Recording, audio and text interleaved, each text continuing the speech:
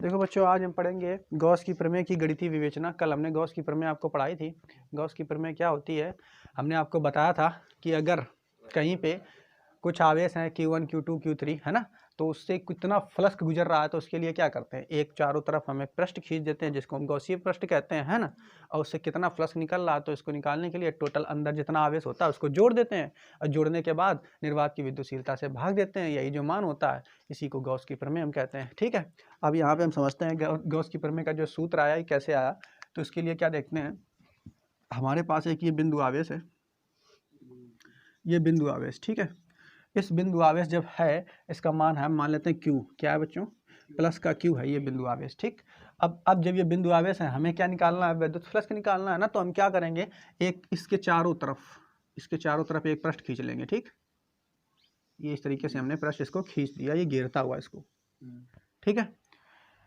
इसको थोड़ा और करना है, तो घेरता हुआ ये पृष्ठ हमने खींच दिया इसके चारों तरफ। क्लियर बच्चों। और देखो, जैसे ये जो पृष्ठ हमने खींचा ये कैसा है, बंद है, कैसा है, बंद है। और इस पृष्ठ को हम कहेंगे गॉसियन पृष्ठ। कल हमने आपको बताया था ये कैसा है बच्चों, गॉसियन पृष्ठ। और ये कैसा है, काल्पनिक है। कैसा है ये, काल्पनिक, ये वास्तव में नहीं है। कैसा है ये, काल्पनिक पृष्ठ है। अच्छा, इधर देखो, इसके बाद इसका टोटल कितना क्षेत्रफल है, टोटल इसका क्षेत्रफल कितना है, ठीक है, वो तो हमें पता नहीं है। तो मान लेते हैं इसका टोटल जो क्षेत्रफल है किसका, पृष्ठ, जैसे गोला होता है ना, तो गोले का पृष्ठ क्षेत्रफल होता है ना, ऊपर होता है कि नहीं, गोले का 4πr स्क्वायर होता है ना। उसी तरीके से ये जो है इसका भी ऊपर पृष्ठ क्षेत्रफल कुछ होगा। तो पृष्ठ क्षेत्रफल जो हम मान लेते हैं वो कितना है इसका, a कितना है इसका। मान लिया जो ये पृष्ठ है, माना गॉसियन पृष्ठ का, गॉसियन पृष्ठ का पृष्ठ क्षेत्रफल बराबर कितना है, a है, ठीक। यहाँ तक ठीक। आगे देखेंगे। अब देखो, ये जो तुम्हारा देख रहे हो ना बच्चों, यहाँ पे जो ये गॉसियन पृष्ठ है ये कैसा होगा, पहले समझना। ये पॉइंट है, इसको चारों तरफ से घेरा हुआ है, ये पूरा बिल्कुल बंद किया है इसको, ये समझ रहे हो कि नहीं, फुटबॉल की तरह अंदर से बंद किया है। जैसे अंडा का परत होता है ना ऊपर, तो अंडा का परत होता है उसी तरीके से एक कवर है ऊपर, ठीक है, काल्पनिक, उसी तरीके से ये बस दिख रहा आपको यहाँ पे, क्योंकि 3D में यहाँ बना नहीं सकते। अब देखो, अब यहाँ पे हम एक छोटी सी जगह लेते हैं, ये इतनी छोटी सी जगह ये हम ले रहे हैं, ठीक। ये कहाँ पे ले रहे हैं, तो इसके ऊपर हम ले रहे हैं पृष्ठ पे, ठीक। बात समझ पा रहे हो ना बच्चों। ये छोटा सा हम क्षेत्रफल ले रहे हैं, छोटा सा क्षेत्रफल ले रहे हैं। टोटल क्षेत्रफल कितना था वो हमने आपको बता दिया, टोटल क्षेत्रफल कितना है, कैपिटल है। और यहाँ पे एक छोटा सा क्षेत्रफल ले रहे हैं, और जो ये छोटा सा क्षेत्रफल हम ले रहे हैं, इस क्षेत्रफल का नाम हमने रख दिया है DA। भाई छोटा सा क्षेत्रफल हम लेते हैं तो DA तो बोलते हैं ना, तो DA छोटा सा क्षेत्रफल हम ये ले रहे हैं। और एक चीज़ और देखो, ये जो छोटा सा क्षेत्रफल DA है, इसका क्षेत्रफल वेक्टर ले लेते हैं। तो उसका क्षेत्रफल वेक्टर मान लेते हैं, यहाँ केंद्र से जा रहा है वो बिल्कुल इस तरीके से यहाँ पे है, ये देख रहे हो ना क्षेत्रफल वेक्टर, ये इसका क्षेत्रफल वेक्टर है। और इसका नाम भी हमने क्या रख दिया, DA। क्या रख दिया है, DA। यहाँ तक समझ पाए। क्या किया, ये एक बड़ा सा पृष्ठ है, इस बड़े से पृष्ठ का क्षेत्रफल कितना है, A है। इसमें एक छोटा सा हमने पृष्ठ लिया है, उसका क्षेत्रफल हमने कितना ले लिया है, DA, ठीक है। और ये जो DA है ये क्या है, क्षेत्रफल वेक्टर है। क्या ये क्षेत्रफल वेक्टर, बड़े अच्छे से आप लोग जानते हो, कोई पृष्ठ पे उस पर लंबवत रेखा खींचनी होती है, तो बिल्कुल ये पृष्ठ है, इस पर लंबवत रेखा है ये, ठीक है। अच्छा, अब जैसे ये बिल्कुल इस तरीके से, जैसे मान लो ये इसका पूरा बना हुआ ये पृष्ठ है, तो इसी पे हमने छोटा सा जगह ले लिया और ये क्षेत्रफल वेक्टर है इसका, ऐसे, ठीक है, क्लियर। अब वैसे बिल्कुल हम नहीं बना सकते। अब देखो, अब यहाँ पे आप देखोगे, ये आप देख रहे हो ना, आवेश है। तो जब ये आवेश है तो इसकी बल रेखाएं भी तो निकलेंगी। अब बल रेखाएं निकलेंगी तो विद्युत क्षेत्र भी होगा इसका।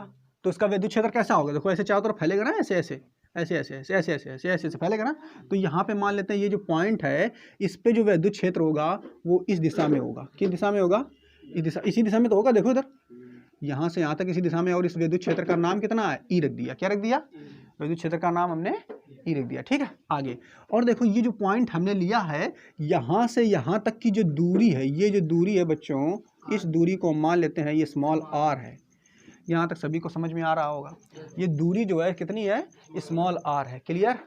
अब देखो, यहाँ से यहाँ जो ये कोण थीटा बन रहा है, इनके बीच जो कोण बन रहा है, इस कोण को हम मान लेते हैं थीटा, ठीक है। थीटा क्या होता है, क्षेत्रफल वेक्टर। तो क्षेत्रफल वेक्टर तथा E के बीच बना तो कोण थीटा ही होता है कि नहीं, ये हमने आपको बताया था।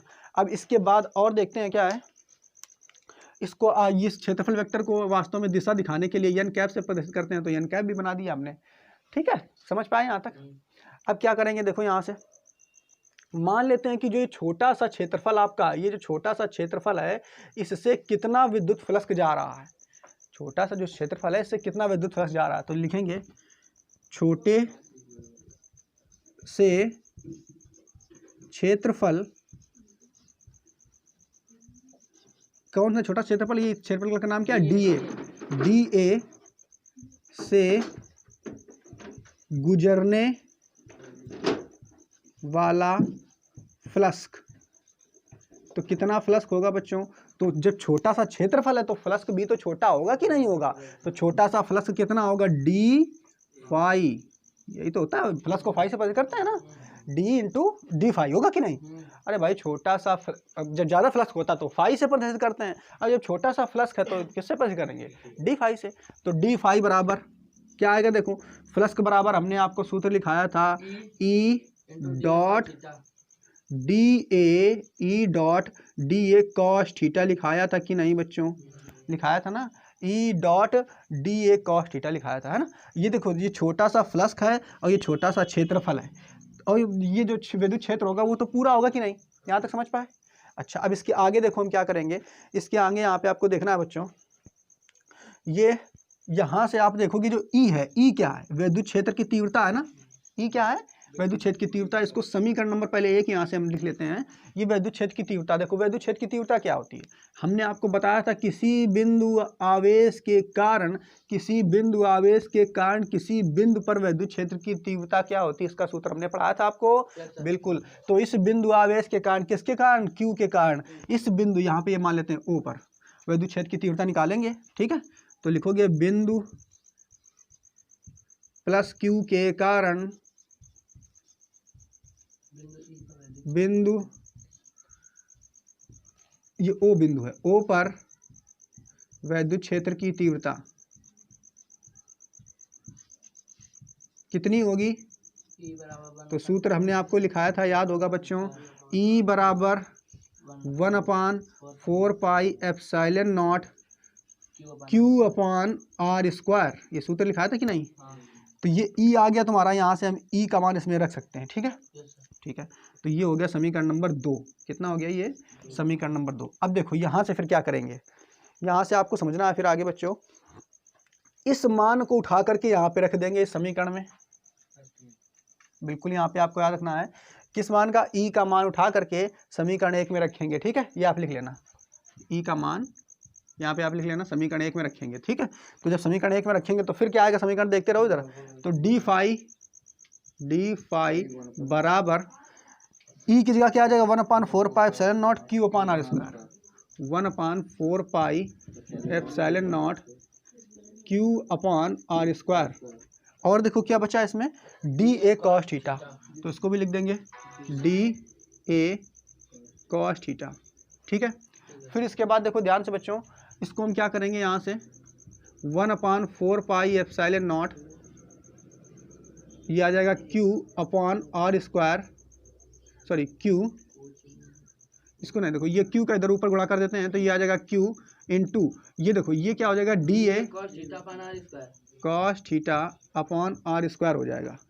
ठीक है बच्चों, और ये तुम्हारा डी फाई ऐसा ही चल रहा है। ये क्या किया हमने, देख लो बच्चों, इस Q का ऊपर गुणा कर दिया तो Q आ गया 4 पाई एप्सिलॉन नॉट, वैसे ही लिख दिया, और D A cos theta upon R square आ गया। ठीक, अब देखो यहाँ पे आपको याद रखना है कि ये D A cos theta upon R square जो है ये क्या है, तो इसे ये जो आप देखोगे तो ये क्या है बच्चों, एक घन कोण का मान होता है। किसका मान होता है, घन कोण। तो घन कोण क्या होता है, आपको इसको हमने बताया नहीं, लेकिन फिर इतना आप थोड़ा सा जान लो कि जैसे आपका ये पूरा बंद वृत्त है, मतलब जैसे बंद आकृति है ना कमरा, तो अगर थोड़ा जरा सा मान लो ये आपका रूम है, मान लो ये जहाँ पे आप बैठे हो वहाँ पे रूम है, और उसमें जरा सा क्षेत्रफल आप ले लो, जरा सा क्षेत्रफल ले लो, जैसे ये रूम है, ये रूम है, रूम के ये ऊपर वाली छत है, तो इसका जरा सा क्षेत्रफल तुमने ले लिया, मान लेते हैं इतना क्षेत्रफल ले लिया, इतना सा क्षेत्रफल ले लिया, ये यहाँ से यहाँ तक इतना छोटा सा क्षेत्रफल ले लिया जहाँ आप बैठे हो, और यहाँ पे आप बैठे हो, तो यहाँ से यहाँ तक का ये जो क्षेत्रफल है, जितना कोण आपके साथ बना रहा है ये वाला,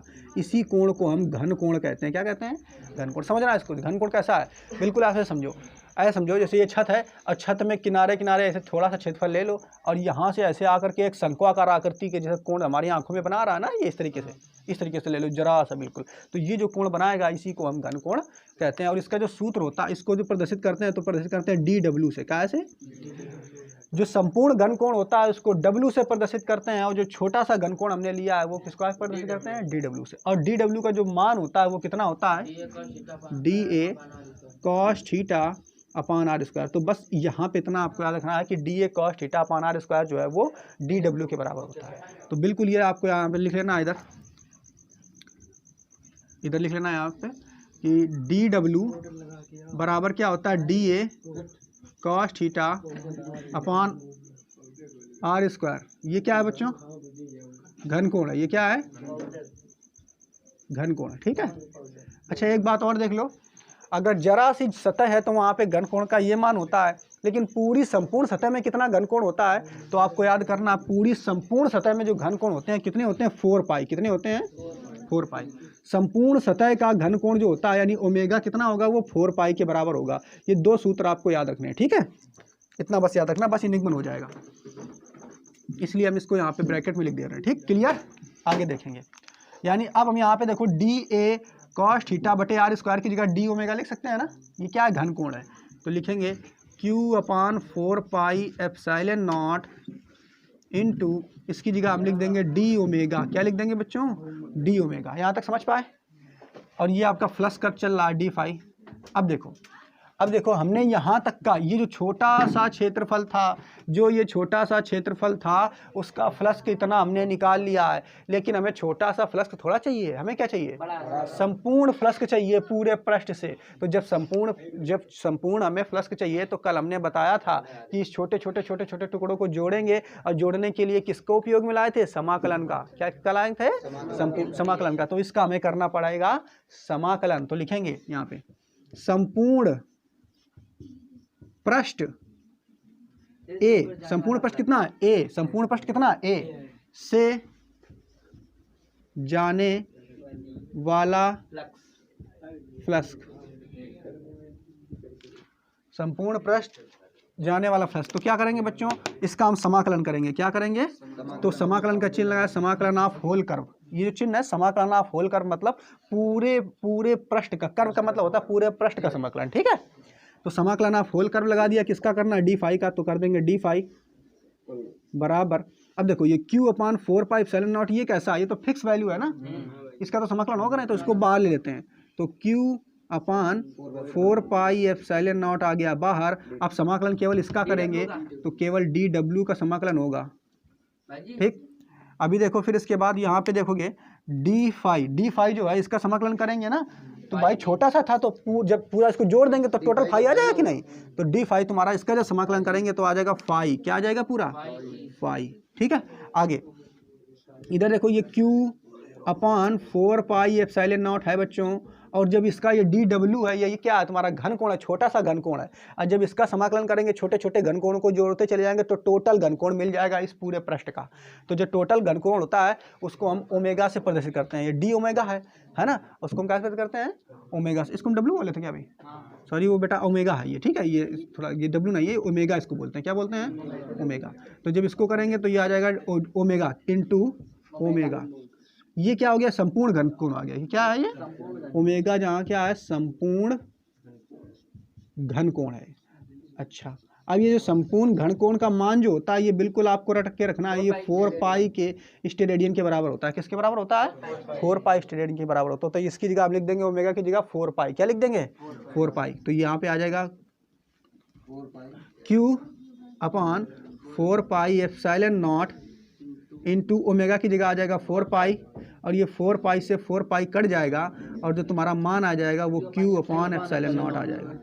ये फाई बराबर। और यही तो गॉस ने बताया था। गॉस ने देखो यही तो बताया था ना, देखो इधर ये Q अपान एप्सिलॉन नॉट ही तो आया था। तो बस उम्मीद करते हैं आपको ये समझ में आ गया होगा। एक बार फिर से देख लेते हैं क्या किया। सबसे पहले हमने किए पॉइंट बिंदु लिया, फिर क्या किया? इस बिंदु पे छोटा सा क्षेत्र, इसको हमने एक ऊपर से गॉसियन पृष्ठ खींच दिया, गॉसियन पृष्ठ में एक छोटा सा क्षेत्रफल लिया, छोटा सा क्षेत्रफल जो था वो DA था, उसका क्षेत्रफल वेक्टर DA था।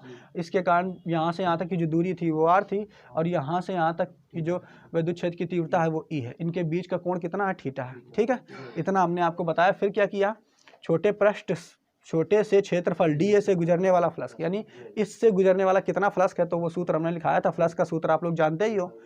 तो छोटे से छोटा सा फ्लक्स d फाई होगा, तो d फाई बराबर E dot DA cos theta, ये हमने लिखाया था सूत्र। ठीक है, आगे अब ये प्लस आवेश है ना, तो प्लस बिंदु प्लस Q के कारण इस पे कितना विद्युत क्षेत्र की तीव्रता होगी वो निकाल लेंगे। तो ये भी हमने आपको सूत्र बताया है कि बिंदु आवेश के कारण किसी बिंदु पर विद्युत क्षेत्र की तीव्रता क्या होती है, 1/4πε0 Q/r²। ये हो गया समीकरण नंबर 2। यहाँ से E का मान उठा करके यहाँ पे रख दिया, तो जब रखेंगे तो ये 1/4πε0 Q/r² DA cos थीटा। फिर इसको क्या किया, देखो ये Q का गुणा ऊपर करा दिया, तो Q/4πε0 आ जाएगा, ये ऊपर हो जाएगा DA cos थीटा बटे में r² हो जाएगा। ये जो पूरा मान होता है ये घन कोण के बराबर होता है। किसके बराबर होता है, घन कोण के, d ओमेगा के बराबर होता है। ठीक है, अब क्या करेंगे, इस पूरे की जगह हमने d ओमेगा रख दिया है। फिर क्या किया, ये छोटा छोटा मान है, कैसा है ये मान, छोटा, ये छोटा सा मान है ना, d छोटा सा मान है ना, ये भी छोटा सा मान है। तो पूरा संपूर्ण प्राप्त करने के लिए हमें क्या करना पड़ेगा, समाकलन करना पड़ेगा। क्या करना पड़ेगा, समाकलन। तो वही हमने देखो समाकलन आप होल कर्व कर दिया है, तो इसका समाकलन हो गया है। इसका समाकलन होगा नहीं क्योंकि ये फिक्स वैल्यू है, तो इसको बाहर ले लिया है। इसका समाकलन फिर से करेंगे, जब इसका समाकलन करेंगे तो ये पूरा बन जाएगा। ये छोटा था, ये पूरा आ जाएगा, है ना। ये छोटा फ्लक्स था, ये पूरा फ्लक्स आ गया, यानी इस पूरे पृष्ठ का फ्लक्स आ गया। अब बस इसको कर देंगे तो 4πε0, ठीक है, आ जाएगा। और ये छोटा सा तुम्हारा घनकोण था, किसका था ये देखो इसका घनकोण था, ये वाला, ये घनकोण है, ये इसका घनकोण है, ये वाला। ठीक है, ये वाला घनकोण है, बात समझ पा रहे हो ना, ये इसका घनकोण है। लेकिन जब जैसे ही इसका हमने समाकलन किया तो ये पूरे का घनकोण आ जाएगा, पूरे का। ठीक है, तो पूरे का घनकोण जो होता है वो किसके बराबर होता है, 4π के बराबर होता है। किसके बराबर होता है, 4π। तो वो हमने 4π रख दिया, 4π कट गया तो Q/ε0 आ गया। और यही जो प्रमेय है, यही तो गॉस की प्रमेय है। तो गॉस की प्रमेय का निरूपण इस तरीके से हो गया। हमने गणितीय विवेचना के द्वारा इसको सिद्ध कर लिया है। ठीक है, नोट कर लो।